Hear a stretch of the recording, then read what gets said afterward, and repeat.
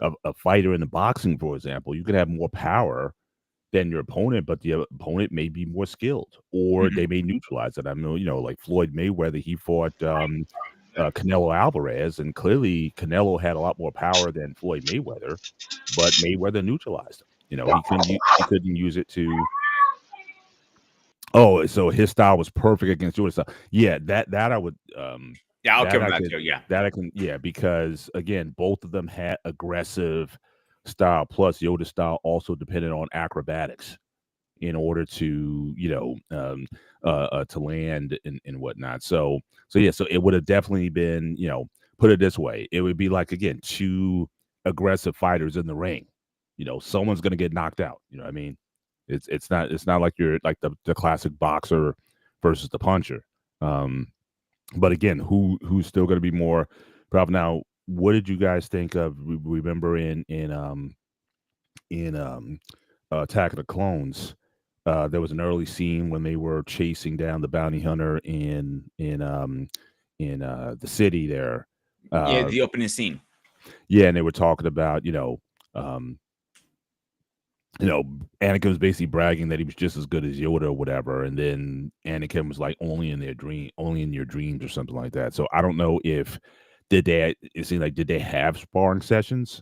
No, I'd be interested in if there's a backdrop in terms of how those sessions went, but they seem to indicate that they had some sessions, and for Anakin to even at that time, even though he was still a Padawan at that time, thinking he was just as good as Yoda in sparring. Maybe that can be an allusion to if he was good against Yoda in sparring then when he was still a Padawan. Now he's essentially a Jedi Master at this point, and even further a Sith Lord at this point. Um, could that have tilted in his favor? I would have had to have seen something, what those sparring sessions look like, and for him to kind of come to that conclusion. But Obi-Wan was kind of dismissing his proclamations that he was just as good as Yoda in dueling. But is there a basis for that? I mean, I think that's something where I don't know if there's some background material that talks about that, but I think you'd have to consider that as well. And that is a good question, to be honest with you. A very good question because we don't know. The only thing we know right now, it says Anakin sparred with everyone he could. Mhm. I'm gonna look that up right now as we're speaking because I am curious. Uh, so let's get Baby Guru in here really fast.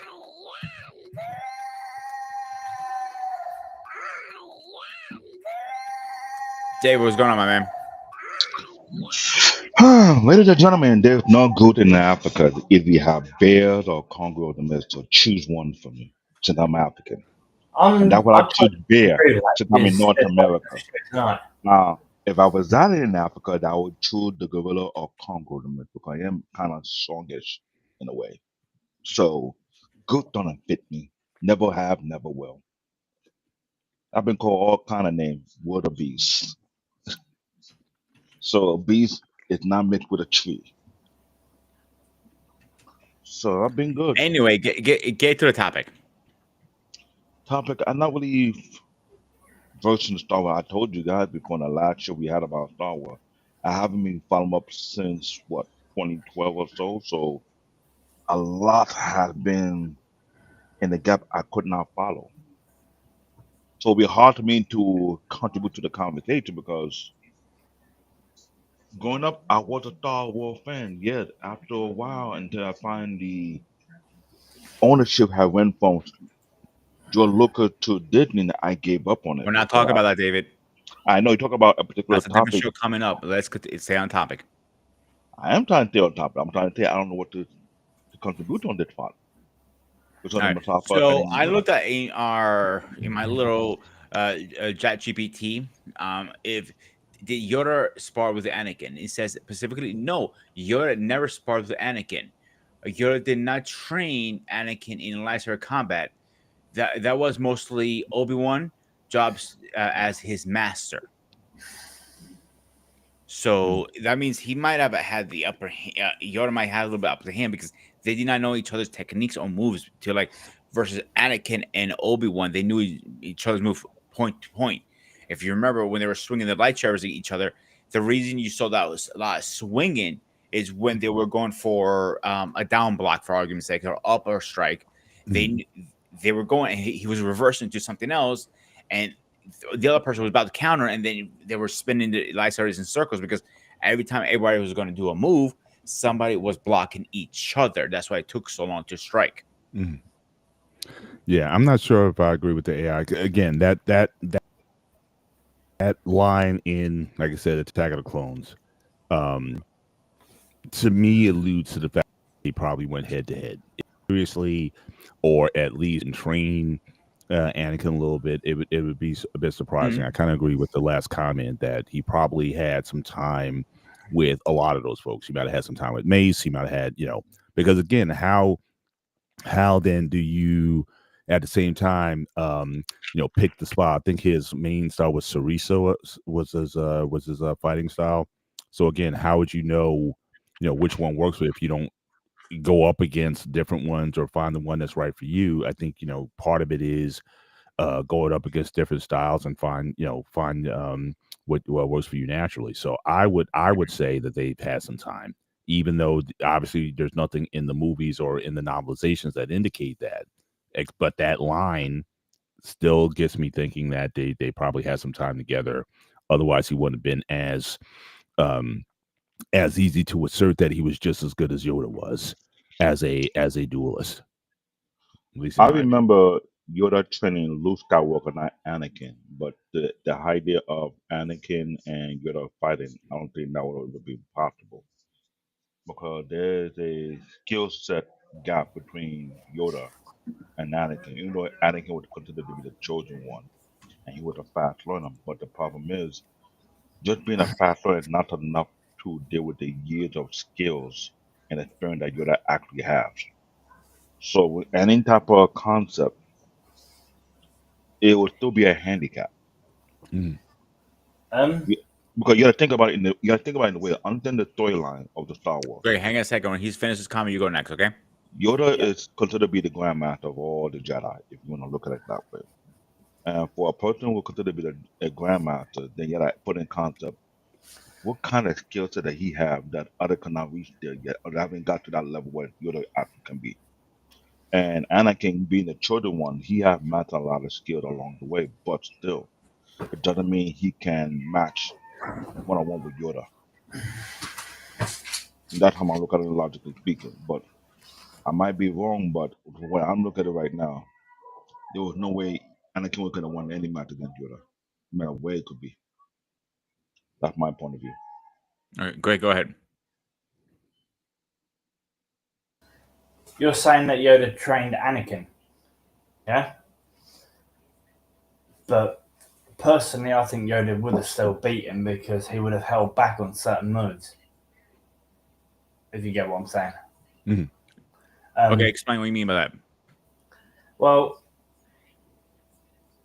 the little alien thing, Yoda, is like, what, nearly 1,000 years old, right? 900 years old, but only Yeah, 100 years whatever. off. Who's counting? How many centuries has he known about fighting skills? He's probably learned new fighting skills himself, and he's held them back so he could fight someone who's less than him.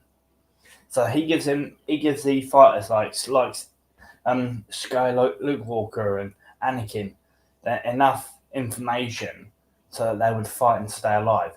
But he holds the better stuff back for himself. If you get what I'm saying. Mm.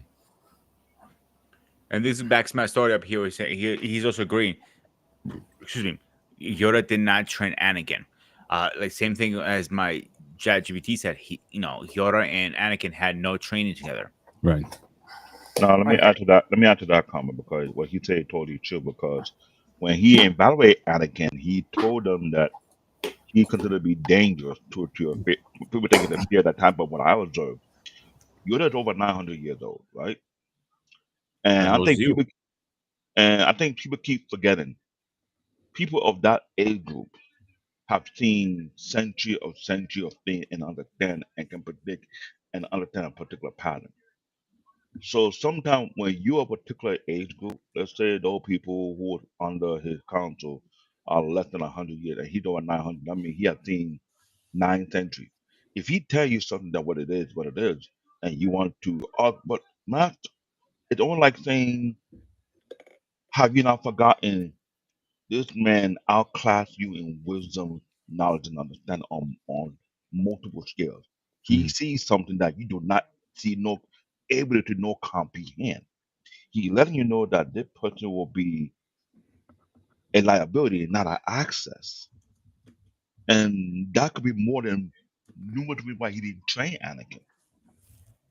But when he mentioned 900 years, how many times you see movie when your person is over the 10 3 years old and people want to fight with someone who have master, who knows how many art you can imagine out there? It Mhm. doesn't make any sense. It's not even a battle. It just, if I call it, it's called bullying. That's how I see it. I understand combat sport. I'm not going to fight a person who have been 1,000 years old who have mastered every art and form. Think I got a chance, knowing the fact that it's non-existent. I wouldn't call him bullying because he also had to highlight things. Maybe it was too some techniques like they're unforbidden for a reason. Because We're both in martial arts. he had tested it, he had tried it out, and he understands it. Yeah, hang on a second, David. We're both in martial arts. We know the unforbidden techniques. We're not supposed to use those. I Hmm. know a few. I don't know if you ever learned any forbidden techniques, but we were not allowed to use those for a reason. Hmm. And I know only a few because Master Ray, he said I should know what they are at least if I had to defend myself against them. But my point is trying to do as a grandmaster, he doesn't only have to, run the whole Jedi order. He has some other things to worry about too. So he doesn't have set that time to go train. He did. I know he trained in the beginning of what episode 2, I believe. You see him training younglings a little bit. Yeah, he training younger, but he doesn't understand by Grandmaster. Grandmaster do have time to train. It's just that when he does train, it's not in your eye. That is one. Two, he the alien of a being of that level where he able to last that long in age. His ability to control the force is completely unheard of on multiple levels. And the fact that he tapped into the force on a very high extreme level, you don't think you already see already who Anakin going to be anyway? I'm gonna push back with the part you said No, he you does got have to train. no. Here's the thing: you can say he does not train. This is what I know coming to martial art. I've studied different versions of martial art, and I understand the fundamental behind it. But on humanly possible, if anyone passed the threshold of living a long past a particular age without deterioration over time, you know damn well for sure that something is being done. A 20-something-year-old person versus a 900-year-old person is not logical. You may be gifted, you may be chosen, but there are multiple levels of gap to fill up that you cannot fill no matter what. But David, Star Wars is not logical, right? I know it's always not logical, but it added third dimension to it, which made it Yeah, even so you're worse. adding logic with something that's not logic. I understand a lot. I understand the mindset of George Lucas, or how he built that thing. But what I'm saying is this: even though it's not logical, you didn't put in the aspect. It's not possible. Anakin don't have a chance to lace his boot, not even touch his shoes. That is comprehensible because if no one can understand it, then by all means, keep hitting a brick wall as many times you want to. Mhm. That's the concept of it. I'm a logical thinker, Mhm. and I get it. Who want to deal with someone who has been more than 1,000 years? Mhm. How much knowledge does the man have that he could use against me without even lifting a finger? Mhm. Well, And you know David, what he boasts? if I was to push back a little bit, you and certainly with all that age, certainly there's a lot of wisdom and things that come with that. But again, Yoda against Dooku was basically to a standstill, and against Palpatine, it was to a standstill. Those guys are not hundreds of years old; they were probably in their 60s, Hmm. age wise. So all that wisdom and experience that Yoda had, it's still when it came to these Sith to these Sith lords, it wasn't enough against either one of them. He held his own, but the his age really wasn't of use to him in that matter that would give him an upper hand. And I do understand that part because, like I said, with the age, there's a level of stubbornness to come along with it. I mean, there's something he's not allowed to utilize, knowing there's people cut to behind it. Mhm. He know many styles, know many skills, but when you are stubborn after learning things that you know it's not worth using, that can hold you back too as well. Mhm. And I'd probably even say, now I know again you guys have trained in martial arts and whatnot. Mhm. I tend to question. I know you said masters still train. Not I always. I disagree yeah with that comment. yeah because I mean again, and I'm talking about like sparring to the point where again there is risk of bodily injury from your sparring. I don't see a lot of old guys, and you even see it in their shape. Like a lot of these guys, they get fatter, right? They get heavier. Like they're not in fighting form. They it seems like after a while, when you talk about the belt systems, for example, your mastery of another belt, so you get like third dan, fourth dan, fifth dan, has nothing to do with fighting.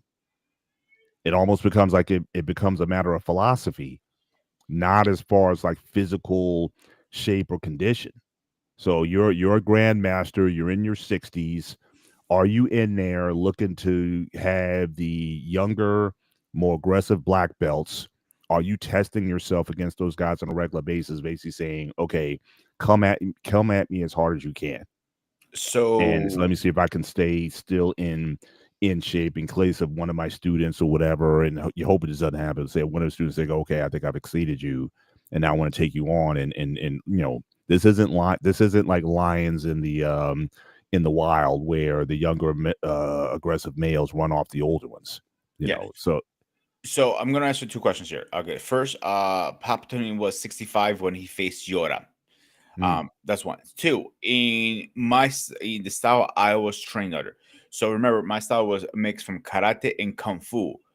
So the guy who Master Ray also trained with was his brother. His brother, who was moved, overseas in Japan. That he took the system to the next level over there. So they called him we nicknamed him the oldest dragon because his brother was a lot older, obviously. He never sparred. He never trained any weapons. He taught techniques on a rare equation. I mean, rare cases. His primary was make sure the schools are running correctly. Make sure that the schools or whoever senseis were are teaching the right material and how to promote the school. His 99.9% of his time was in his office. He will walk around the dojo in Japan to make sure everybody's doing correctly. But most times, at his age, he didn't even care about training at 80 something years old. He cared about just relaxing and enjoying his life at that point. yeah, I mean, it almost comes like after a while. Is there a mindset in martial arts where it's like you graduate from fighting? Like it's almost like fighting is a uh, a um a childish pursuit. Like the idea is not about fighting, it's about enlightenment. Now how you get to enlightenment is through fighting, but it's like fighting is something that you eventually graduate from, and then you get into something else. So and I'm not saying every school of martial arts thinks that way or what have you, but it just seems like there's a with some people it's like you're 50 years old, you shouldn't be fighting anymore. A young guy, if you're teenager, 25, 35 or whatever, okay, yeah, be in the arena. But it seems like some schools of thought is that by the time you're 50 years old, you shouldn't be fighting anybody. At least that's I'll give you a better example. Master Ip. Mhm. If you watch the later on documentaries about his life, he didn't train. He didn't fight. He trained. Yeah, he did a little Wing Chun here and there. Most times you see him smoking a cigarette. That's what he's known for. Yeah. Had a cigarette and going to his Wing Chun. Yeah, and you But see a he lot of never guys doing like Tai Chi. Like at least yeah. again, now I know Tai Chi in its purest form is a fighting style. You know what I mean? It's like you can do damage with Tai Chi if you go back to its roots and its origins and everything. It's not That's just something that old 65-year-old people do, but just how it's used, certainly in a modern context, it's mentally meant to, mobility and moving your chi and things of that nature, but it's not meant So to be. Tai Chi's history came from Kung Fu. Mhm. that is correct. So it is a form of what it's also known as shadow boxing too. So you could use Tai Chi in a real life combat Right, situation right, if you wanted to. right. So it's supposed to redirect energy from one person to the other, and that's one thing about martial arts. And people don't realize it. It's not like always like force, harder the better. No, sometimes it's like you come with a first punch, you grab the hand, step out of the way, and let him flip himself Right, because he's pushing all his right. force. So, and this is what I'm going to follow up with his comment, my man put in here. A UFC fighter can beat a grandmaster in a match 9-10. I'm going to disagree. I think a UFC fighter has a 1% chance. A real grandmaster wouldn't even break a sweat. Okay, let me pick on that part because I think Uh, Go ahead, brother. let me pick on that part because this is where I like to hurt people's feeling. If you compare a UFC fighter, then take that particular UFC fighter and let him join the one PC or the one championship tournament and realize that the huge stark different because in UFC you don't have real martial artists in there. You have people who try and learn all type of dance or style. Taken to one championship fighting, you're dealing with real people who are practitioners of their art, which is a big deal. This is why you had Mighty Mouse when he left UFC. You forget he was a UFC fighter. He went to one championship and did even better without all the beer that he was dealing with Dana White. The problem with a lot of people in the US, they are getting dumbed down. And I will continue to say that. I could care less if I hurt your feeling or your ego. I agree with David, I will speak unfortunately. the facts. Either you like it or you don't. The problem with people, you don't understand the origin of martial art. Either they're coming from China or Japan. Chinese martial art always practice with wooden dog. You type of wood that no, I hate to say that your arm is not strong enough to go against a wooden dog because you will hurt yourself or maybe break an arm or two. yeah, sure. That is number one. Number two, the type of training rhythm they do over there will make you want to quit even think of the first week. So let's stop the BS. Everybody's talking about UFC fighter. A lot of UFC fighters are not going to jump to one championship fight because they understand those are the real deal. They're not make believe fighters who just learn boxing, learn grappling, and yeah, you're dealing with people who are students of the art. Either you like it or you don't. So let's stop that BS. Because you want to fight someone who is a student of Thai boxing. You see it on YouTube, the Thai boxers are breaking baseball bat with their shin.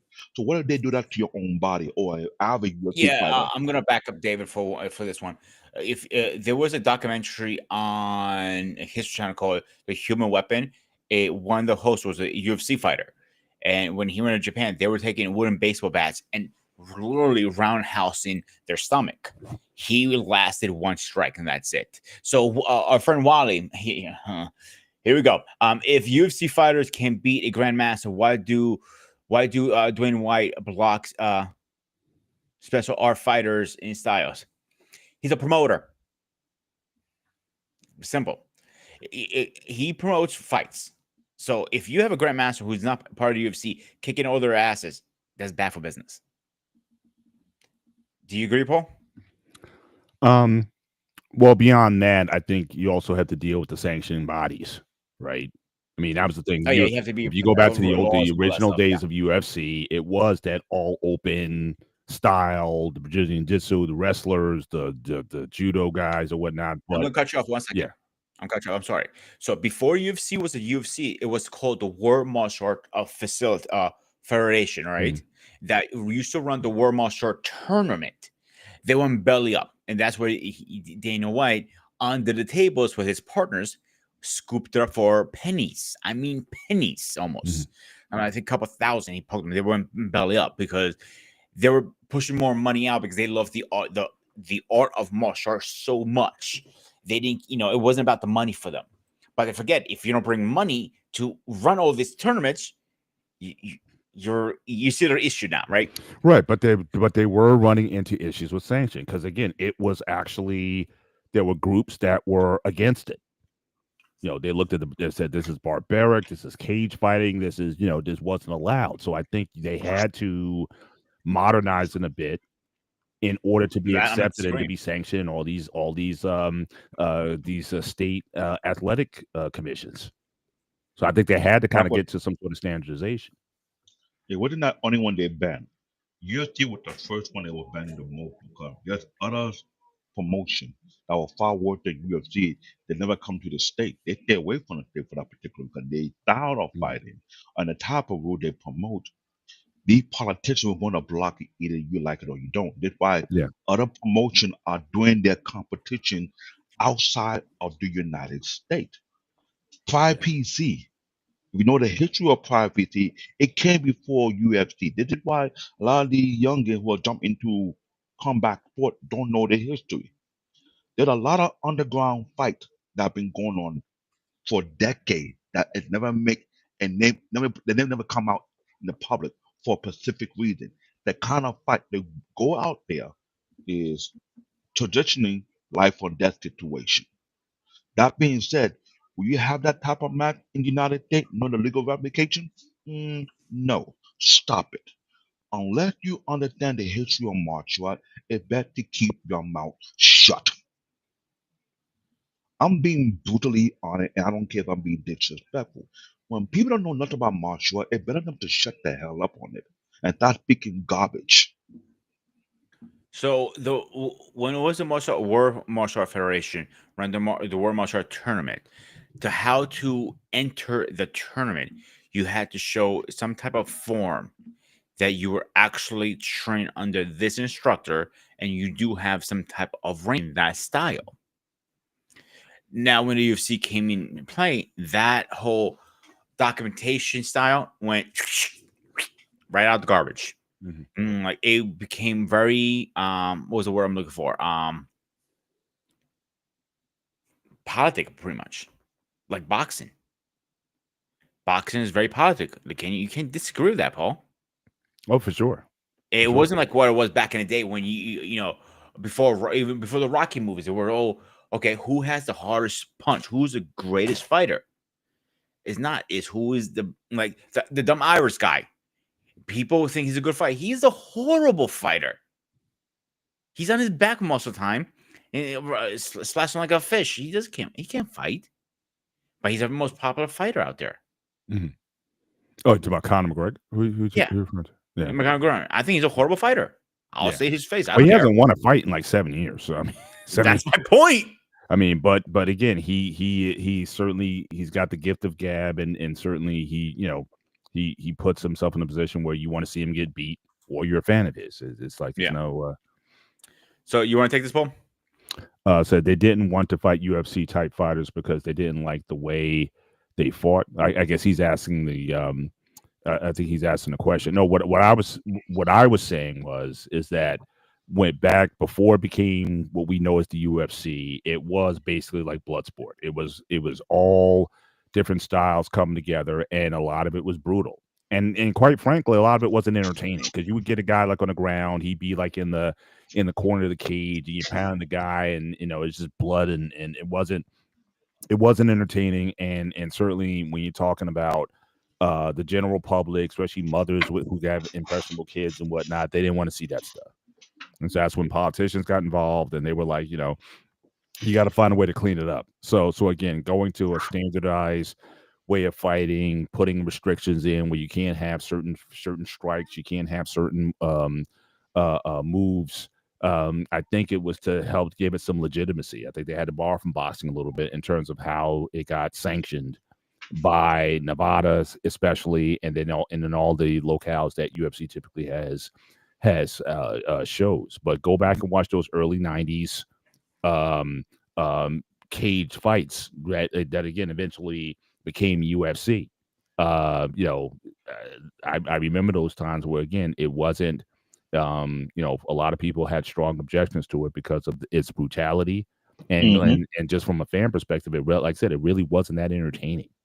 because you always round up on the floor and somebody's just getting, grounded and pounded and it just wasn't So exciting enough for people. to what you're But hit saying, it. But let me add to this. hang on, David. You go next, okay?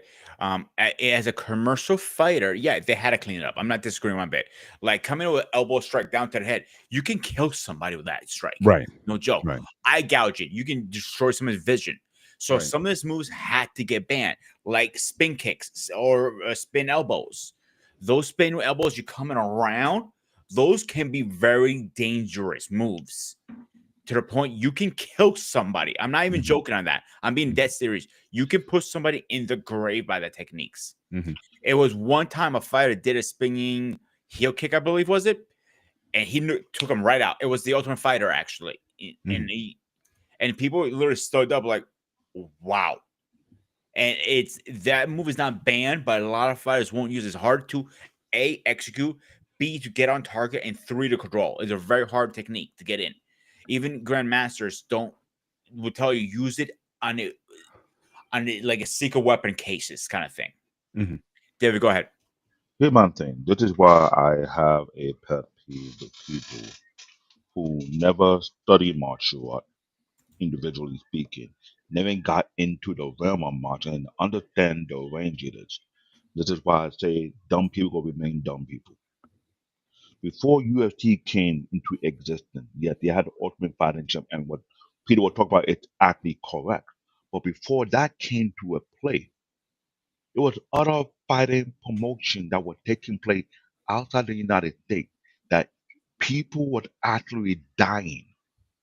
Keyword dying in the fight.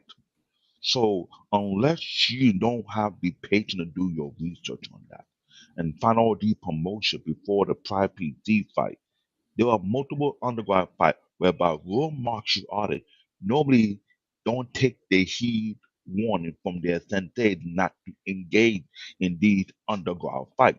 That's why you had an animated going back, where it's like they would actually do take place in other society besides the United States of America. So you can have these type of fighter who are walking weapon fight with UFC fighter who are not walking weapon to begin with. So let's stop the BS. I'm just sick and tired of the most dumbest question that people put out there Hang on, about David. UFC. Let's answer some of these questions here because some of them are actually a good point. So this one, he's saying a real fight. In a real fight, you're right. There are no rules. Anything can go. You're 100% right. That I'm not going to argue. The UFC fights is rules. So I don't like that point they say they're calling them the ultimate fighters from because they're not technically ultimate fighters because there are rules in there. Is a ref. He will stop the fight if it's too bloody or he gets knocked out or he's choking him out or tap out. It's In a real heavily fight, regulated. and hang on, David. If I'm fighting David for argument's sake and I'm on top of it and I put him in a naked chokehold, he's tapping. Nobody's gonna stop that fight. He's gonna be his head's gonna pop like a goddamn watermelon. No offense. Go ahead, David. I'm sorry to cut you off. Here's my thing. UFC is heavily regulated for a lot of reasons. Because they cannot Correct. lose their fight license to promote their business in the freaking United States. So you need to get Correct. your head out of your ass and start talking as if you got no common sense. That's what I say. When you don't David, be study nice. martial art, I'm being blunt here. If you Be don't study nice. martial, I'm being nice, but I'm being strict about it. If you don't have a history of studying martial art, stay out of it and stop putting dumb opinion out there. I understand I had a sensei, he had an issue with people asking dumb questions. The first he come out of his mouth is, why don't you take the time and do your homework before you start asking stupid questions? See, I So disagree with that. I'll tell you why. My go ahead. instructor said it, and I asked him a couple times, Master Ray, I know it's a dumb question. He goes, no, it's no such thing as a dumb question. If you don't answer the question, you will never be educated and learn. Sometimes the other person knows a little more than you, or vice versa. So it's okay to ask dumb questions to learn yourself. If anybody has any pushback, you have the floor. And I understand that. But we're in the age of technology. I mean, you have the phone, you have a tablet, you have a laptop, you have a computer. So you And I'm can gonna say research right the now, history. not everything online is right. And I'm glad you understand that. So if you can research and find out what you're not finding, you can go further. If you have the money to travel out, I remember there was a couple of white guys who actually did travel to Japan to understand the real origin of karate and realize it's not a walk in the park. They made it clear the real karate is not the thing that we see in the United States. Oh, I agree It's 100% light with that. and it's But light not and day, everybody knows that. So let's and get to that's the what. next question really fast, and we'll get back to on topic. Okay, Paul, you want to take this one? I will say there is decent evidence of MMA fighter defeating martial arts masters, yet some have old man against someone with much youth. Um, I can go two different ways with that. I've been saying, you guys know, I've been saying Eric has been witness to it. Um, I tend to agree that a lot of martial artists don't know how to fight. I think there's a difference. You can be a great martial artist without fighting. If you belong to a group or organization where you're getting your promotions or belts or whatever based on your forms, I don't know if that's necessarily fighting. Imagine boxing where you get a rank or a belt because you're good on the heavy bag or the speed bag or jumping rope or how many miles you run, but you're ultimately not based on getting into the ring and winning against opponents. So I certainly think that the idea of fighting, I think, still has to be central to any martial arts discipline. So if you talk about a grandmaster who is uh, a grandmaster who hasn't sparred or been in any kind of combat in 20 years, you're in your 50s, but you haven't fought seriously, you haven't done any tournaments, you haven't done anything since your 30s. I think you're going to be at a disadvantage against a younger or someone who is in the mix of it. Now, I would agree with Wally that yes, some of these cases where you have the grandmaster, he's in his 50s versus a younger aggressive guy, typically being younger, being stronger, being quicker, being faster. Even if you don't have necessarily the skill set of the grandmaster, I'm still going to give that person the advantage. If you're bigger, I'm going to give you the advantage over the grandmaster. But the idea here is that if you're talking about fighting, you're talking about even if you throw rules out the window and you're just going to get two guys in a ring and whatnot, and you can always find videos of like in fact, I think I showed one where again a boxer went against a Wing Chun guy and the boxer won, or something to that effect. Yeah, I mean, So, you're gonna have those. so in a real martial arts school, you do not get promoted just because you're heavy on a heavy bag or good form. You have to spar at your next belt, and you have to win the match. So that is a real martial arts school. Now these watered down schools promote kids like faster you can change your underwear, and I'm always been very against that personally. You should never promote a kid because he's good at a kata. No, he needs to be good at all Well, forms. I don't necessarily mean promotion as kid, but there are tournaments where you win tournaments based on forms. Is there not? Yes, but you have to enter the form category. You Correct. don't win the whole And I'm tournament. saying but you only have a limited amount of time. Yes. You're either going to be training No, in your forms or your katas or whatever, or you're going to be training for competition in combat. I always did both personally when I did competed. no, I Shitara actually, karate. I'm rephrasing. I did all three. I did forms, sparring, and weapons form. And to win the tournament, to win the whole tournament is the fighting one that matters the most. So Mhm.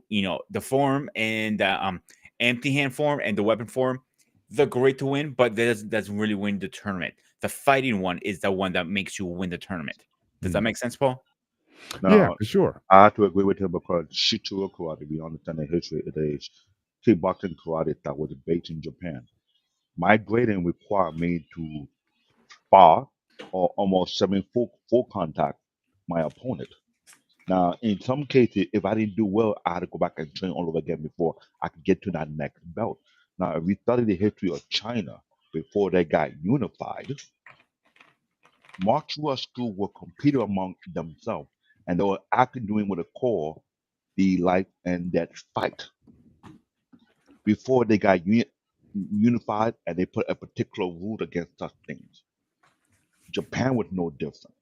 So, if you don't understand the history, some did not like the new rules because they say it makes some of their schools look weak. Me and Peter studied history. We understand that the olden days was barbaric.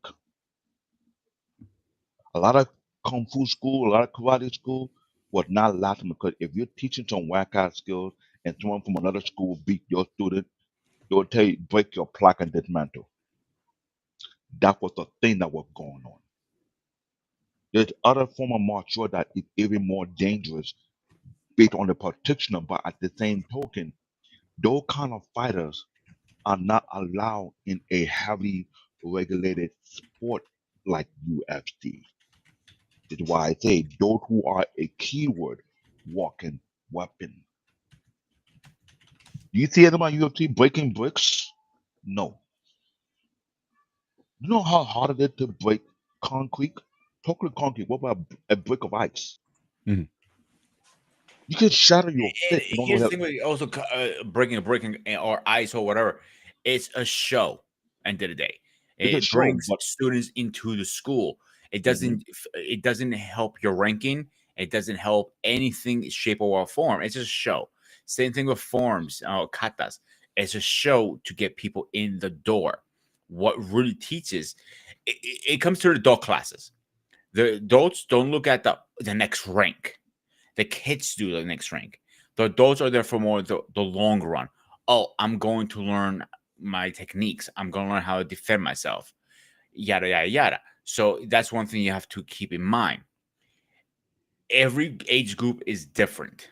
Versus like the age group me and you will be in adult class, Paul. So me and you will be learning how to actually defend ourselves on a street uh, situation where there's no rules. How to defend yourself against a knife, for example, Yeah. or if somebody's on top of you, how to get out of that. Those are real techniques. Mhm. So back to the thing, there are no rules on the street. Yes, there are no rules on the street. There's not going to be a judge. All right, ready, set, fight. No, it's not like that. The only way you're going to stop the fight when you end the fight, whatever shape, way, or form. Even if you have to eye gouge to somebody, kick him in the balls, or even blow his eardrums out. I seen fights. People they're on top, do the clap technique. This little technique is so simple. You go full pressure to the eardrums. You pop the eardrums. He's gonna be he will know where the fuck he's at. He's gonna be literally seeing stars. Mhm. So let's answer Wally's last question. Let's get back on topic. So, Dave, you want to read this one? See, that's the thing. See, the thing is, martial arts is just an art form or an arts form that can make you a deadly weapon. Which version of martial arts form are these grand masters standing by? So, as a martial artist, it is a art form. Not that part. I'm not denying that, but it's a different type of art form. It's a self defense based art form. Anybody? Um, I guess I still see two different things here. I mean, when you talk about martial arts form, I correct me if I'm wrong, Raleigh. Are you asking, is is what your grandmaster in is the form or being a deadly weapon? There's multiple different versions. Karate has the basic stuff that you learn in Karate Club, um, but they do hold back from the dark side of karate as well. Mhm. But I guess what we're getting to is what's the objective? If you're saying you want to turn yourself into a deadly weapon, again, you're talking about against people, right? You're not talking against bulls. You're not talking about against dogs. You're not talking about against wolves or whatever. You're talking about again being basically against another person. And to me, the only way you get better at that is, again, through the idea of heavy sparring or, some sort of competition or something where you're constantly thrown into a situation where you cannot control the moves that come at you. So again, like Wing Chun, for example, is very heavily based on, you know, um, on Shadow some boxing. sort of sparring or again, but you know what's coming. When guys pair off and they're doing their handwork or whatnot, again, is that going to be the case in the street? No. Now, I'll ask this question. It's saying people want to look down on martial art, then what would the point of teaching unique form of martial art to the military to begin with? When you're teaching them to be a weapon, to be out there in the field. The hand-to-hand combat, CQC. But you've And that is got martial to art. think about it's similar to Star Wars. You've got the good side of, say, like karate, and then you've got the bad side of karate. Mm-hmm. If you get what I'm saying. You've got the Yeah. light side, the dark side. Let me touch base on what Paul was saying with Wing Chun. So when you pair up with your one hand here, and like a cross. So when you're sparring, you can throw any technique. Your job is to block that technique. That's why it's also known as shadow boxing. Mm-hmm. So with shadow boxing it's a very interesting form actually. It's a way to kind of like feel the motions, how to block the motions. And that's why Bruce Lee was so fast on his techniques because he could be able to feel the move coming in. That's the point of shadow boxing. Is it 100% dumb proof to any street fight? Absolutely not. But what was the base of Bruce Lee's boxing, though? I'm sorry? What was the base of his boxing? Self-defense. No. Am I wrong? Boxing. Good. Western boxing. Oh, that's what I meant. I'm sorry. I thought you meant That's what I'm saying. I mean, again, why he was different was, again, he combined, again, a lot of different forms, right? Fencing form, boxing, Western boxing form.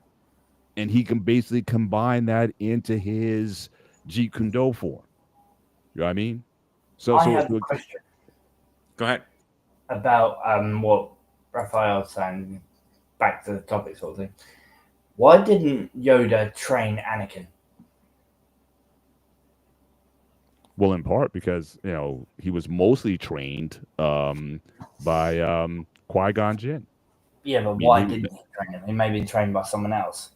But why didn't he train him at such a young age like he did with Luke Skywalker? I think that was, well, one, Luke was like the only one left, right? I mean, you call into you kind of call in service. Most of the Jedi were taken out. So again, who else was going to be there in order to do that training? I think so you talk about in the age of the Jedi, when you have schools or whatnot, you typically get paired off with a Padawan, and that's going to be your primary. I'm talking about the very first Star Wars. Where I think, didn't they do a pre-sequel to it? In that, well, if you talk about Episode 1, the very first one from the 70s. Right. Oh, from the 70s. So that's Episode 4. So in that one, you had basically Obi-Wan train Luke, at least, partially, but again, he didn't give him a lot.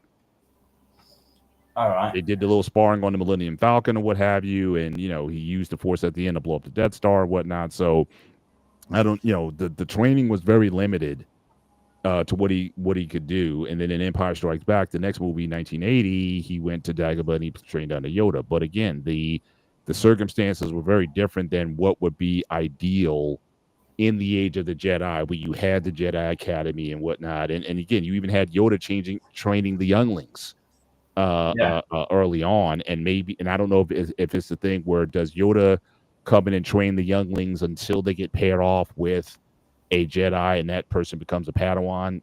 I think so. I think when Luke got trained by Yoda, the only reason Yoda trained Luke because he was the only master left that we knew at the time. Right. So that's why he was able to train him because he had no choice. And Yoda was coming towards the end of his life too. Before we move on, let's play the next video really fast so we can continue on this topic.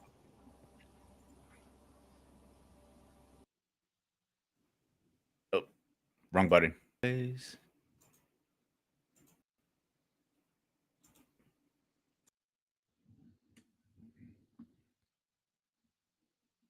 Imagine on Mustafar and Obi-Wan confronts Sidious on Coruscant. How would history have changed forever? In this alternate reality, Yoda understood that the bond between Obi-Wan and Anakin was too strong. He knew that his former Padawan's heart would prevent him from doing the unthinkable.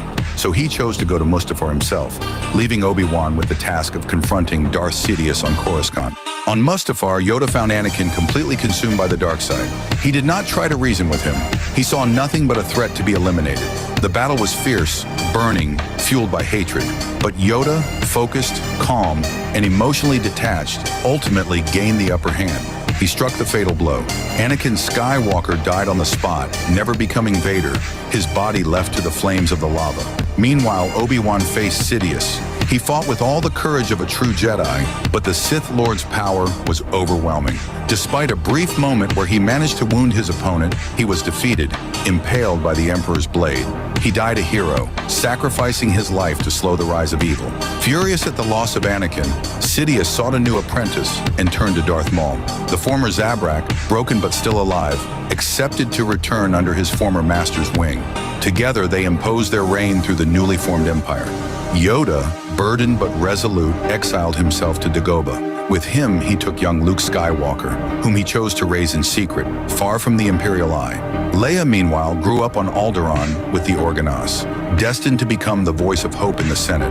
And as the Empire expanded, a child of light grew in the swamps of a forgotten planet. Luke Skywalker, trained this time from a young age by Yoda himself, with immense potential, greater than the Luke we all know, he would one day face the Emperor and his apprentice, Darth Maul. And what do you think of this new version?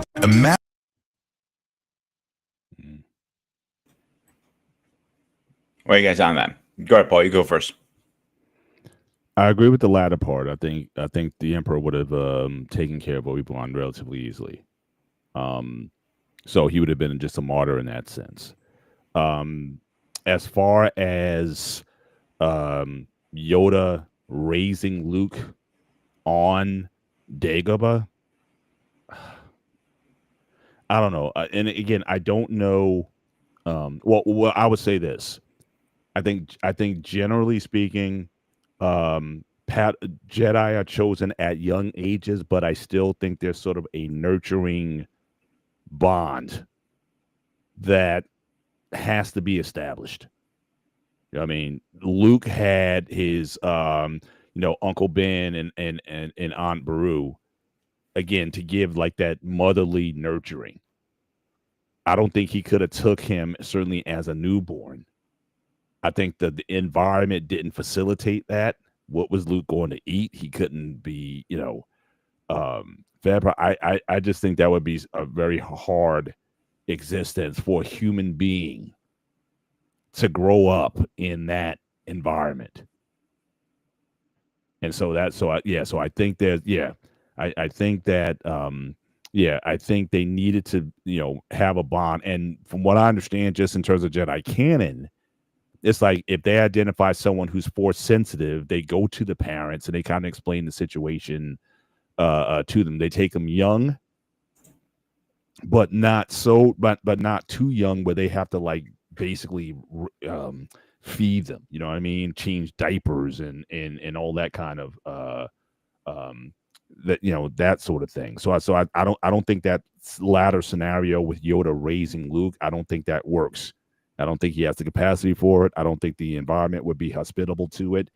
You see the food that Yoda was eating, wasn't the best either. So I was like, what are you gonna feed him? I mean, so I think that there has to be, and how you, if that's meant for me, I appreciate it.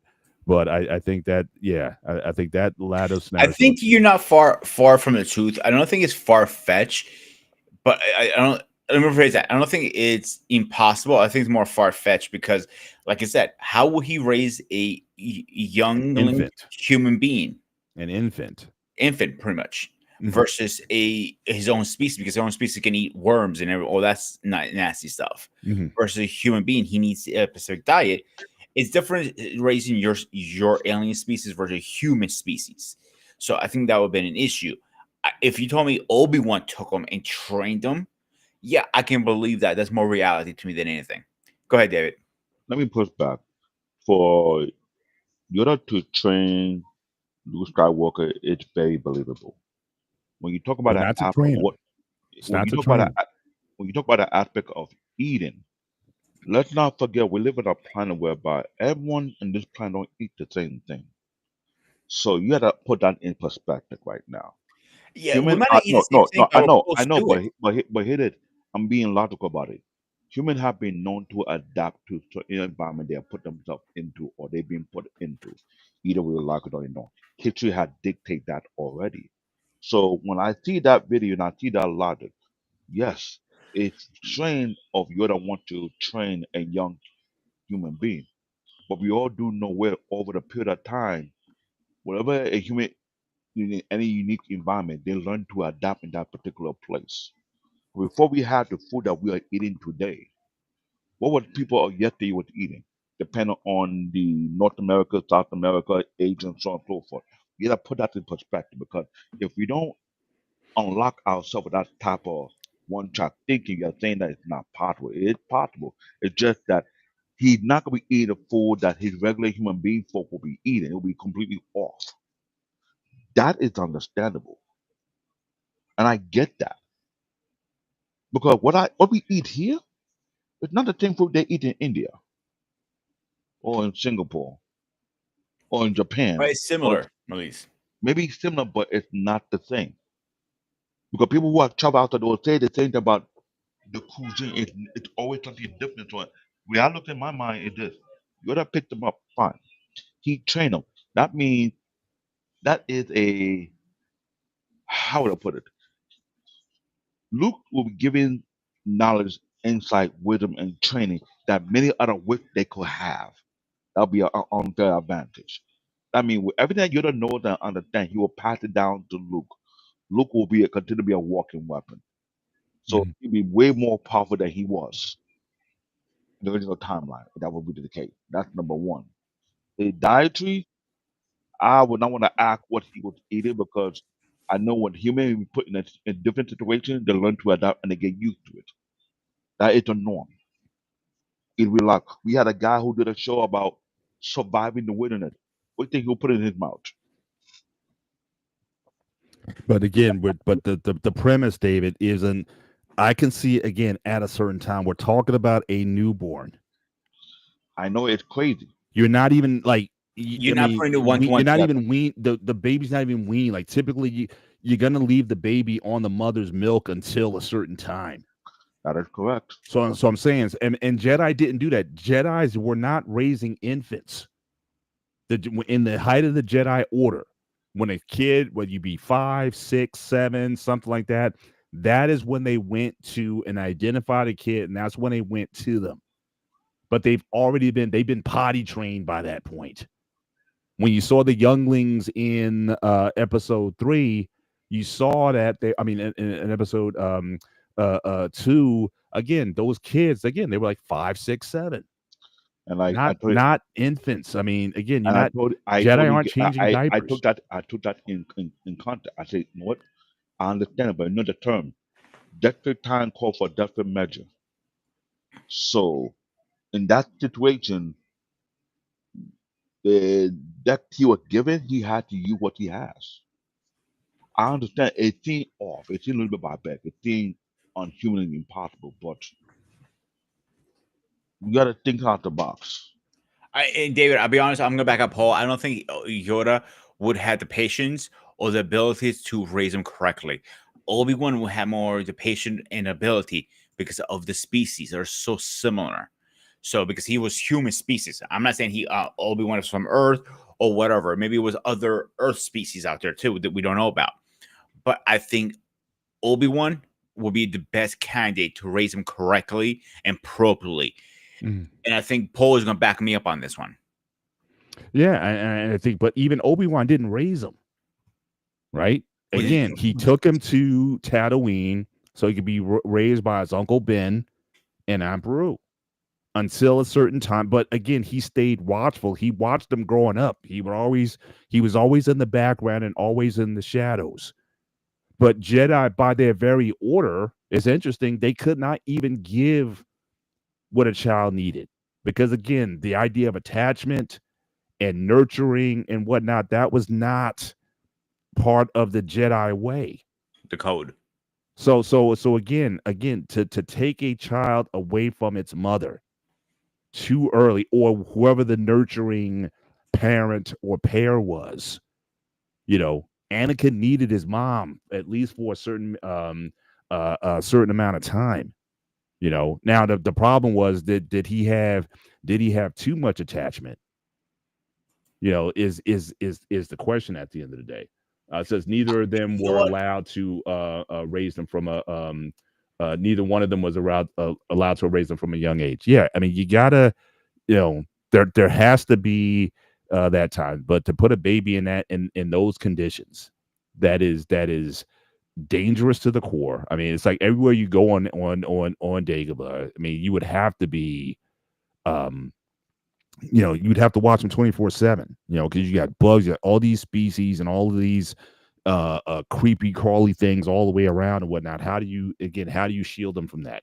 If he's a 2 or 3 year old, how do you, he'll be like, oh, what is that over there? And he just goes over there and the little crawly thing bites him or something. He's poisonous. I mean, it's inhospitable except for someone like Yoda or a grown adult who has who has some sense in terms of how, like, you drop most people into a jungle today, like an Amazonian jungle, they wouldn't survive past a week. They're screwed no matter what. Yeah. Well, one thing I will say is that there's zero attachment. I feel it was their downfall, and eventually as the Jedi Order, because you saw when Anakin finally had attachment, he hung on to that with deal with life. Mhm. Later on, fast forward when in the novels, when Luke restarted the Jedi Order, he switched things around. Like, yeah, you can have a wife. Yes, you can have a kid. Yeah, and I've seen that better. too. That I've seen commentaries where they said that was a flaw of the Jedi.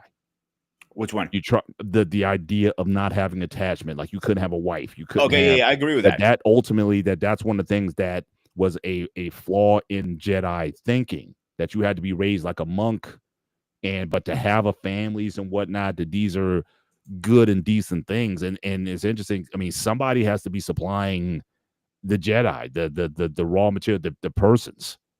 So it's interesting. It's like, yeah, you want like Catholic priests can't marry or whatever, but you need people having families not to bring Catholics who's going to baptize the kids or whatever. So again, that's a totally different discussion. But I'm just saying you need to have, you need to. I think that was an unnecessary prohibition that I'm glad Luke broke in the novelizations and everything past, episode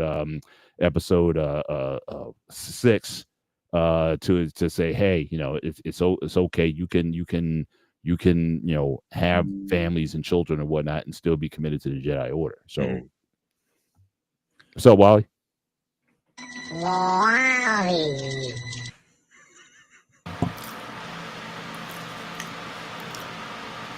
Yeah. All right. Shoot, where do I start? And also, what's going on, Mr. President? Hey, all good, sir. Good Why? What's going on? How are you tonight, my man? Yeah. All right. So where do I start here? I mean, do I start to what we just talked about recently, or do I go with whatever I was talking about earlier? Yeah, start with let's do a rewind on that. Start with so I guess you were talking about the whole MMA versus Grandmaster kind of that you want to kind of further align on that, and then we can get back into the Jedi, or the actual scenarios, Luke versus, Anakin versus Yoda sort of deal. But if you want to go back and expound, because I think I agree with you to some extent that you have to define, I think, what a Grandmaster is. Is he or she a grandmaster in some sort of form or something, or some sort of philosophy, or are they considered the best fighters around? And what are you really prioritizing if you were going to have that kind of pairing off? Well, yeah. So going back to what I was originally pointing out to, right? When I said the idea of the Grandmaster, right? Because of course, this has been a thing where, when me and David did the argument, did a conversation on Babaki, which is wrapped around martial arts in anime, right? And there was one guy that was going tooth and nail with David back and forth in the chats about the art form and what art form can be the more superior art form, however it may be, and all that stuff. My thing was to it is this, right? And this is where I sit here and say it really depends on the fighter and where they're burrowed from. Because you can be a grandmaster, but if your burrow is from a temple, is that martial arts really used as a deadly component, or is just the way of life of the arts where you're on the cleaner side, but the other people that do the same martial arts like you are on the other side?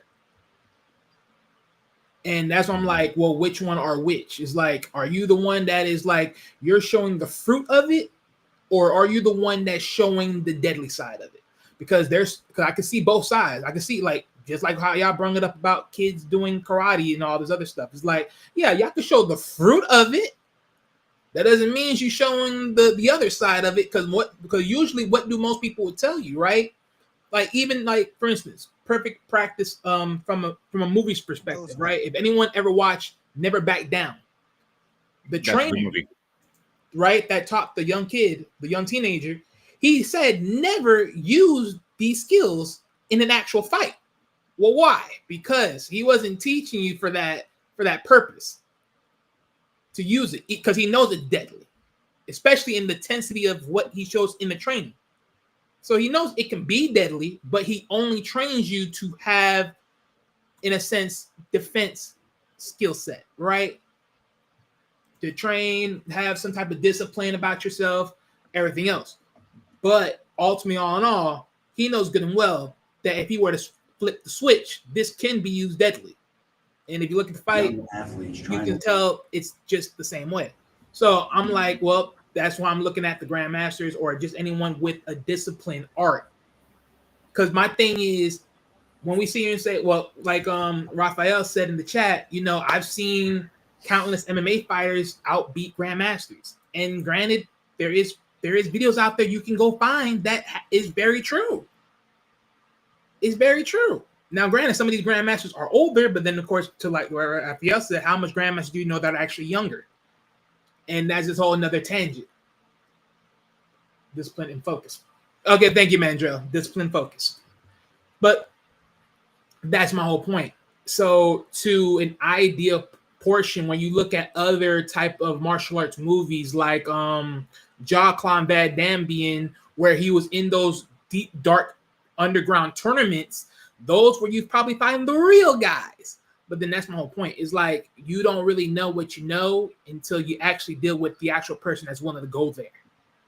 And that's why I'm like, it's very wishy-washy or vague because let's be real here. You ain't never going to see an actual real fight between someone that actually knows the martial arts and use it in that way on YouTube, because guess what? Those types of fights will never be seen on YouTube. Why? Because of how brutal it is or how dangerous it is, aka to their policy.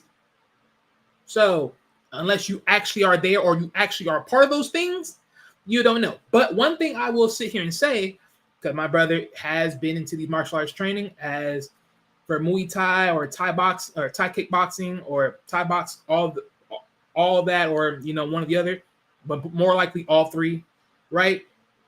One thing's for sure, as you will see any particular Thai boxers that would kick a steel pipe and bend it and everything else, there is a true sense of building that when you're building your leg to the point that your bone is a true weapon and you're breaking someone's fucking ribs or any body parts whatsoever.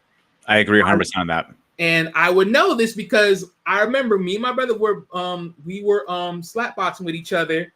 We both throw our leg kicks at each other and we collide. It was so bad. We were both in pain. I was laughing off the pain because it really hurt like crap.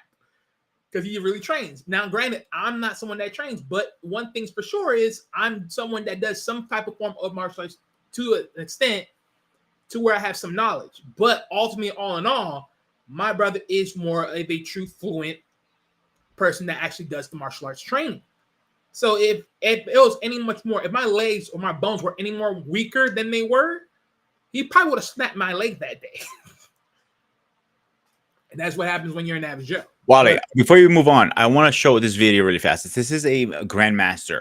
I actually trained with Master Gary in Bangor. Vion Vijitra. He's 85 years old. And when I say this guy moves, that's understatement. Let me put this up really fast. There it is. So he's quick when I say this. And this is slow motion. And his arms are like made out of steel. Let me get the volume back up. Will come and he's going to come with a lunge, a straight lunge.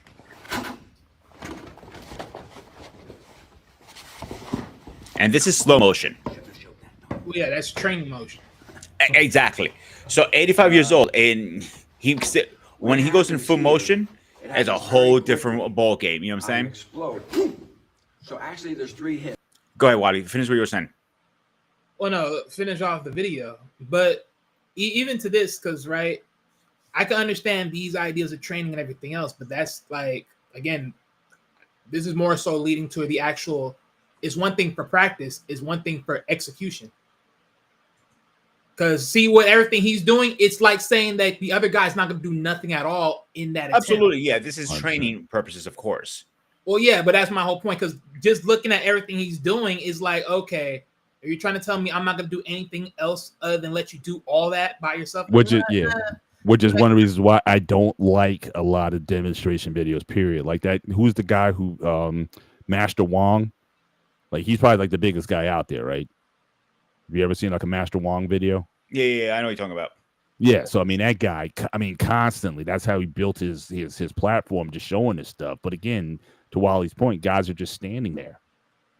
Or the move is coming in. So he's going to come in with a move like here. I mean, what if he doesn't? What if in that same exchange, what if he decided, you know what, I'm not going to do what he says. I'm just going to go straight to the head. Then what are you going to do in that situation? Again, you can't predict and that's part where of the punch is going to be coming from. But all these demonstrations, it's like the guy's going to come in with a knife like this. I mean, what in the street, you're not even going to be taught that a guy's not going to come like this. If he's not a very good street fighter.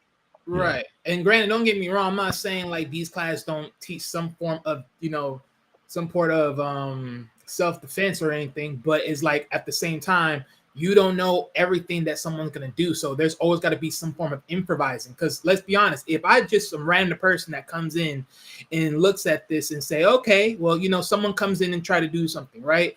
And I can do whatever I please as far as an attempt, but just without doing nothing crazy. But still, as far as an attempt, it will be different from what you're showing in training. And that is especially if you're smart.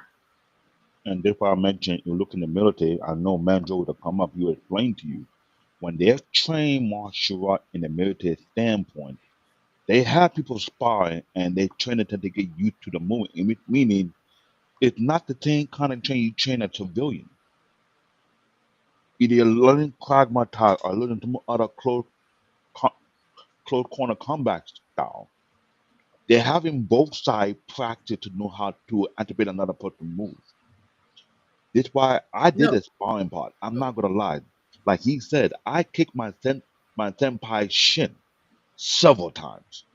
I thought my shin went hard. I'm like, oh no. Have you ever kicked somebody's shin that felt like a dinosaur bone? Like you feel like your leg would have cracked if you kick it again. more? Wally had a good point, David. I'm gonna back him up on this one. Is you build a tolerance. You build over years by beating your hands over and over and over and over, and you can agree with that.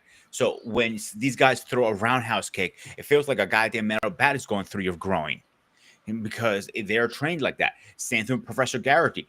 When he literally tapped you a little bit, I was like, holy shit, what the hell is your knuckles made of, dude? Like, I'm going to find another video with Master V, his instructor. Right, because I know, like, there's some, like, they'll punch, like, sand, right, to just strengthen their fist in one way or another. But, I mean, to even the point, like, I even mentioned this in the chat earlier with a clear martial artist that I would mostly follow, which is Michael J. White. He's just one of those clear guys, like, okay, he'll show you on one hand, like, just the training aspects or just the delegations or whatever. But if he were to turn it on, I think he can flip the switch and, really. Oh, he's a real martial artist. Absolutely. Well, yeah, but that's my whole point. That's what I'm saying. Like, that thing is with an actual grandmaster, as far as for those out there that are truly to the tradition, right? Because I seen a clip, because I remember I forgot what the dude's called that's from UFC, but he has his own podcast, Joe something. But I know he talked about it, where he talked about an MMA fighter had beaten a grandmaster, and people were trying to hunt him down because he sort of quote unquote disrespected the art form. But it's like, it's a fight though. And the grandmaster took the fight. But that's the thing. It's like, you're dealing with someone that's brutal. You didn't came brutal. What do you expect? So, and again, the fight didn't look that brutal. It just, because of course, once you look defeated, of course the judge came in there and said it's over. But to an ideal point that, like, that's what I'm saying. Like, are these grandmasters really grandmasters to the point that they can switch it, or is there just singular? Like, I'm for the tradition factor, I'm for the way of it, I'm for just the idealism of it, or are you fully ingrate to where you can flip the switch? And that was the point that I was pointing out on that end, as far as that ideal. Because again, I don't believe that every person that is in martial arts is created equally. That I would agree 100%. Because you have martial artists that are very, very good martial artists who that will walk the walk, for better understanding. And then people say that walk but do the talking only, and they're not as good. They just talk.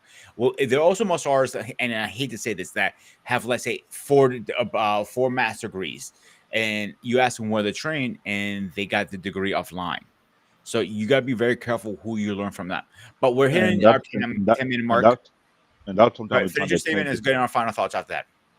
That's what I'm trying to tell you for a while. There are people who claim to be grandmother, not actually grandmother. Because the thing that you can tell, because when you're asking specific questions, what style that they learn from, they give you a roundabout way of saying it's made up, because they want to admit it that it's made up.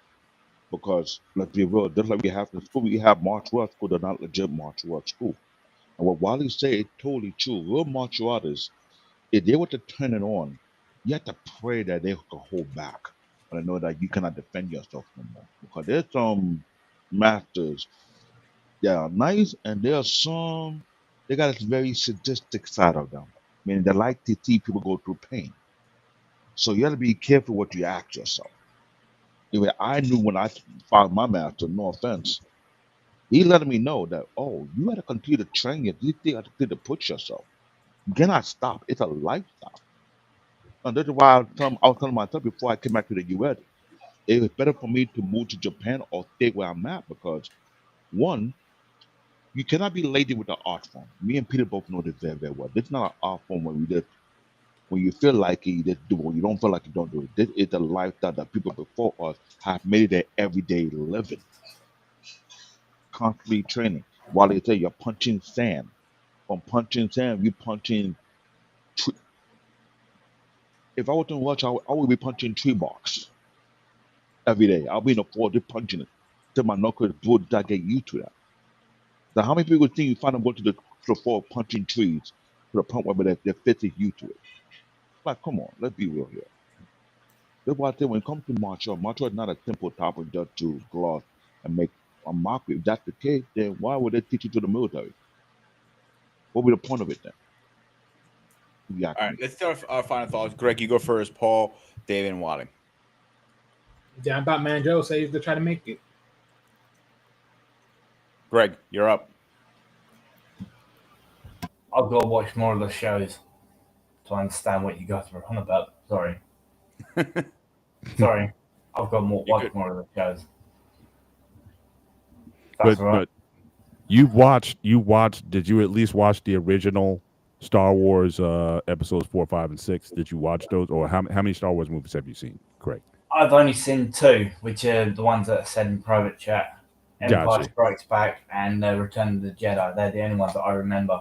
Gotcha. Well, I mean, so if you get a chance, I would say at least, as far as I'm concerned, the canon is 1 through 6, which is the original 3, 4, and 5. So Star Wars, Empire Strikes Back, Return of the Jedi, and then episodes 1, 2, and 3. If you want to watch them in order, And if you want to throw like an additional kind of caveat in there, then Rogue One. That would be, if you ever get the opportunity to watch those. Certainly those I think will give you a good insight into mostly what we've been talking about certainly tonight, without having to rely on a lot of extra canon content that's out there within the Star Wars universe. But I'll have it's to watch certainly, the movies for those little things, the little Yeah. details that you guys have mentioned, and that I'll have to Yeah. keep an eye on it.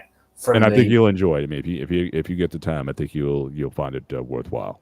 So I've got for my sure. hands on it, so I'll give it a watch during the Bingo. week. Awesome. Yeah. All right. So I would say this. Can you please read my post in the last chat? What was the last chat? It says the fights I saw were acceptable by the grandmasters. Whether they were legit or not, I cannot say. I guess the only thing. All right, so Mandrell, you're coming, but you better hurry up before to close out the show. That's why I But- said hold on for Mandrell. The only thing I would say is these fights, whether you say the guy's old or not, bottom line is the guy accepted the fight.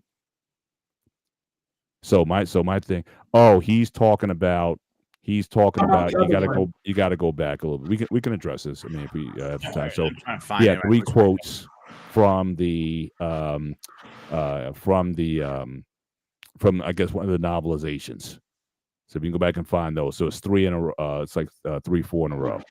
Yeah, he got the one with Yeah, so go back one more, and Yeah. then we'll read them in reverse order. So here's a reference from Revenge of the Sith novel as to why Yoda and Obi-Wan could not train Luke from a young age. Go to the next one. Yoda, my fault this is. Train these Jedi to be like the ones who trained me. I did. Blind I was. Changed the order.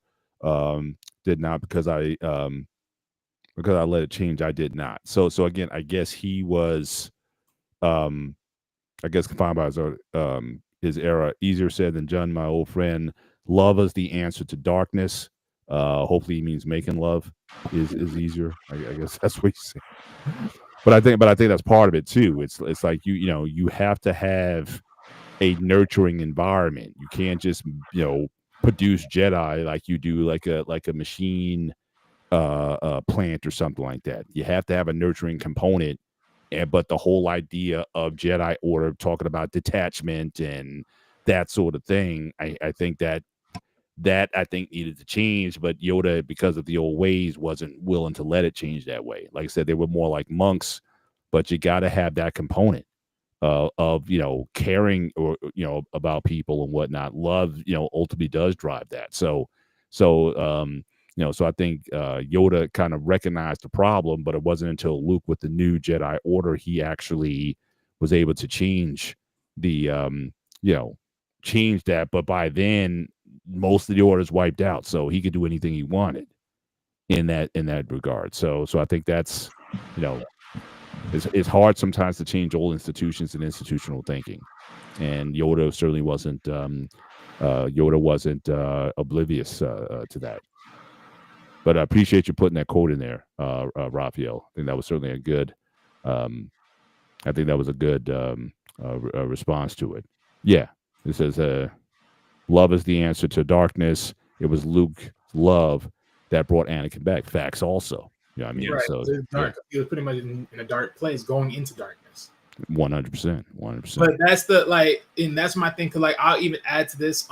As far as to my knowledge of me watching the movies, as far as that, because I don't know the novels and I haven't did that much deep dive into Star Wars, but just remembering from the movie side, because I know Yoda had a very suspicious look of Anakin back in the days, in that time of I remember he mentioned it. I think it was in the Sith movie, because so I'm thinking more so than not, for me personally, I think Yoda, because of his long years and just understanding how to recognize people one way or another, had a sixth sense about who Anakin is.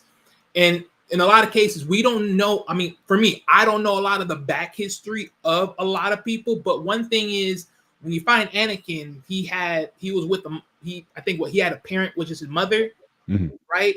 So because of that, you're taking that away. You don't know he's probably constantly thinking like his mother's well-being, his survivability, and everything. And you finally want to come up on this platform, damn it! But After how many times we be looking for him? no. After After the him, time that brother. he said he was going to Dude, be come on, coming come up, on, and guys. then he Guys, he's not. married. Whoa, He's got, hang easy. on. He's married and he's got marital business to take Oh care no, of. we know. Let him But break. if he says he's going to come up, you better Let him come break. up, damn it. He's playing the. You know what? No. We ain't doing that. We ain't doing that.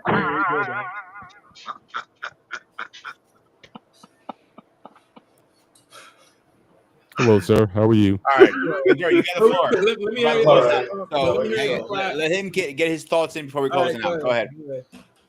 All right, so Mandrell. So again, the topic on the floor again: Obi-Wan, Anakin versus Yoda. If that happened, if the roles were switched, Obi-Wan took on Palpatine or whatever, what would have been the outcome in your view, just from those two fights? If so, basically you switched opponents, what happens? Well, Palpatine would have just annihilated Obi-Wan. He was absolutely no match for that. You know, there was just no way. Like, that's like if Tyson fought an infant and was serious. and was serious about the fight. You know what I'm saying? The whole, I want to eat his children. Oh, I want to do this. I want to do that. No, I want to drive his nose bone up into his brain. Up into his brain. Yeah, that whole thing. Like the Tyson who fought Spinks. Yeah. If that Tyson showed up to fight an infant, that's what the Palpatine and was serious about the fight too. That's what would have happened if Obi-Wan would have gone and fought Palpatine. He was just no. His Sarisu was outstanding. He was better at that one form than pretty much any other Jedi, including the Jedi and the Jedi Council, but nowhere near powerful enough. He just wasn't. Like, even though with the way he fought Anakin, he bought time. He was on the back foot the entire fight. And Anakin was off balance because of his sudden shift in his Force allegiance. You know, there was just caveats in that fight. Plus, Obi-Wan knew Anakin well, very well. That was, you know, he was better than Anakin in Sarisu, which is the all-defensive form. And he knows Anakin's fighting style. He knows how Anakin fights. Those are his only two advantages. Everything else, he was far outclassed. And so against Palpatine, no, absolutely not. Now, the interesting fight would be Anakin versus Yoda. That, for me, that would be the one to watch. I wouldn't even, like, if these two fights were on TV, Mr. Bennett, I wouldn't bother watching the Obi-Wan and Palpatine fight. Right. Just show me some highlights. It's going to be 3 seconds. There's not going to be a lot of highlights. Right. It's not going to be a lot of highlights. You went to the bathroom and came back twice. I was like, what? Yeah, exactly. It's just, but that can turn either way. It could have surprised you. Like, Anakin might hold his ground for a little bit, but I think Yoda would have destroyed him. Absolutely. I think so. I think that it would have been a much more interesting fight than the Palpatine versus Obi-Wan. Hands down. That's what I mean. Like, that's the fight I would watch. And it wouldn't bother with the other one. There's just no point. I'll catch those 3 seconds on YouTube. Okay? That's what I'll do. But yeah, the Anakin versus Yoda fight, that would have been more interesting. Anakin would have held his. He did that pretty well, all things considered. But he was, at that time, he wasn't ready for Yoda either. So Palpatine still would have won, but he would not have Darth Vader. At all. You know what I mean? Because even though Obi-Wan won that fight, he still took mercy on Anakin and let him, just left him there to die, as opposed to Yoda wouldn't have left him there to die. Yoda would have finished it and made sure he was dead, But so Palpatine would have won the war, but lost this apprentice with great potential. And instead of having a crippled one and torturing the poor guy to death for the entire time that they were together. Mm-hmm. He would do it to Vader. He'd fuck with Vader all the time and try to betray him all the time. Talking about it was just a test by apprentice. No, you're trying to get rid of the guy. Come on. Mm-hmm. With some of that. Or a lot of that. Mm-hmm. But that's what that would have been. I think the Yoda would have won that fight. Absolutely. He was old, but you're talking about someone whose lightsaber skills were so good that he actually disarmed Palpatine. That's why they didn't show it in the movies, but in the novelization, they go into detail about it. You know, they're in the lightsaber duel. Yoda actually like disarms him, like gets the lightsaber out of Palpatine's hands. You know what I mean? But so that's why in the movie you see them in one scene they're fighting with the lightsabers and stuff like that. From the office to the hallways to the big council where all the all those politicians meet or whatever, they're fighting with lightsabers. But then they cut to something else. Then when they come back to the fight, all of a sudden Palpatine's somewhere else throwing chairs at him. You know what I'm saying, with the Force, because that's where his advantage was. He was stronger than more powerful in the Force than Yoda was, but not by much. And it was only because of that dark side buff that you get from the dark side. That's what really did it. His bread and butter was Force lightning, and Yoda took the minutes to cancel that out. Mm.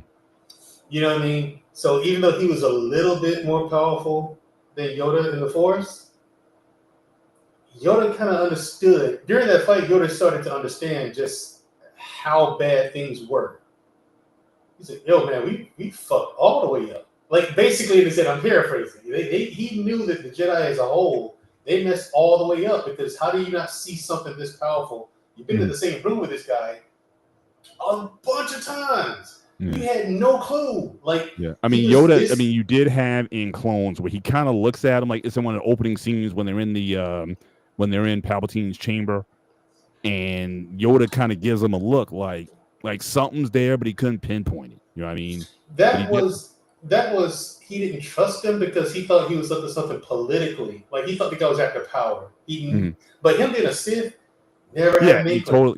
His ability to hide his Sith energy in broad daylight is astounding. But let me ask you this, and then if we do have spot up, we can deal with and again, Raphael, appreciate you being here and being a good sport tonight with the questions. Do you think the fight with Mace against Palpatine was legit? And would Mace be better at going against Palpatine than Yoda would be? Because he dealt with the Valpod and he was able to tap into that dark side energy, do you think that was a legit fight, or was he just setting it up for Anakin's return? In other words, he was playing chess against Mace to get Anakin to turn against him, or do you think that was legit, that in a more times than not, Mace would win against Palpatine? Both, actually. Like, it was a legit fight, and Palpatine was playing chess. Like, he manipulated that whole thing. He had gotten to be friends with Anakin to the point where he knew how Anakin was going to respond. He knew how he had observed the Jedi enough and got to know them well enough to know how they were going to respond. He knew Anakin was going to come, and that was going to be his opportunity to snatch Anakin up and get rid of those Jedi Masters. Now, the Vapod, that was Mace Windu's saving grace, because if he didn't have Vapod, he'd have lost pretty handily too. But the Vapod is something that the Emperor actually didn't have an answer for. You know? So that's what I mean by the fight was legit. The Emperor Palpatine just didn't have an answer for that, because what it was doing is Vapod, it was taking his dark side energy. Of course, he's using the Force, but he's using the light side, Mace is. But he takes dark side energy into himself and recycles it back out. So it creates this big engine to where Mace never runs out of stamina nor Force energy. So Mace could have kept going forever, whereas Palpatine, he was just going to keep draining himself. So did you think that his deformation was that legit, or was that some sort of Sith alchemy that really that's who Palpatine actually was? That's been in the literature, that's what he actually looked like. It was not a result of the Force lightning being repelled back on him. What the Force lightning did was it did release the Force alchemy that he used to hide the way he actually looked. Right. So yeah, that's how he actually looked underneath the Force alchemy that he was using to mask. Yeah, because being a Sith Lord typically makes you ugly. I mean, yeah, because as much power as dark side gives you, and Palpatine even asked his master this when he was younger. Okay, yeah, you look like really old and messed up, man, like this. So is this come with it, or is there some way around that? And again, I'm paraphrasing, but that suggests as curious about it as he was. He didn't want to look like that. That's the price you pay for power. Right, he didn't want to look like that, but also, yes, his master Darth Plagueis told him that too. This is the price you pay. let's get into this last question. We can certainly close out the show there. And thanks, thanks, Barter, for the overtime here. All right, it's cool. And I think we dealt with this on a show. If I recall, and Manjo, I think you were here. Do you think that the prophecy only meant to bring balance by defeating the dark side, or did the light side have to be put back in balance by wiping out the Jedi? Oh, that's a good one. I think wiping out, to be honest with you. To be honest, I think so too. With the way, because look at if you notice the way things worked out, they had the rule of two. The Sith did, right? Yeah. But then the Jedi were all but extinct almost. You know what I mean? There's so few of them. Like there was a big culling, you know, and so there's so few of the Jedi. Now there's so few of the Sith, you know.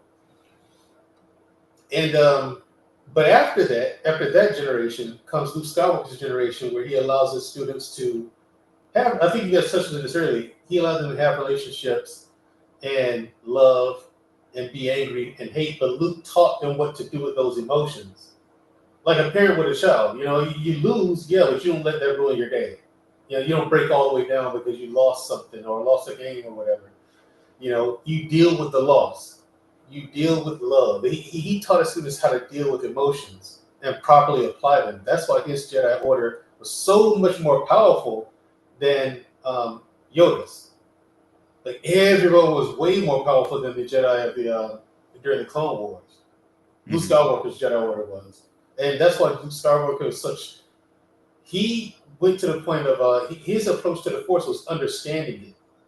And if you notice, like every Jedi or Force user, period, who approached the Force from that perspective, they all became ridiculously powerful. Kreia, Revan, Grandmaster Luke Skywalker, you know what I'm saying?